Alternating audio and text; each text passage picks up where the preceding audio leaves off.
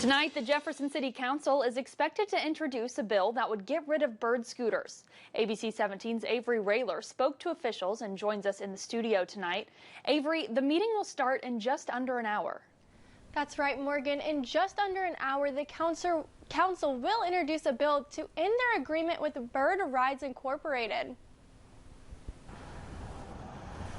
Bird scooters were introduced to Jefferson City in June of 2021. Just 2 years later, the city is discussing the termination of the scooters. I spoke with City Attorney Ryan Melman, and he told me that this is due to public safety concerns. He says that while the city doesn't see a lot of crashes associated with the scooters, they can still pose a threat. We do see a lot of kind of close calls, I think is probably the best way to put it, where people had some negative interactions with people on bird scooters. 3rd Ward Councilman Scott Spencer says there is also an issue with scooters being left in the wrong places.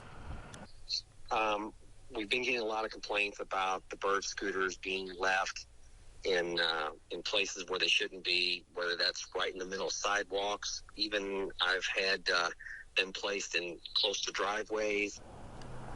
Spencer told me the council will speak with Bird and will entertain any potential solutions to these problems.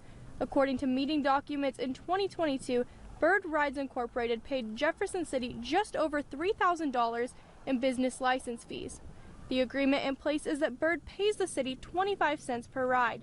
If the bill passes, the city will forego this revenue. In the 30 days between April and May, Bird scooters were rode in Jefferson City just under 2,000 times. Thank you, Avery. At 6 tonight, we'll take a look into the council meeting and provide any updates as they become available.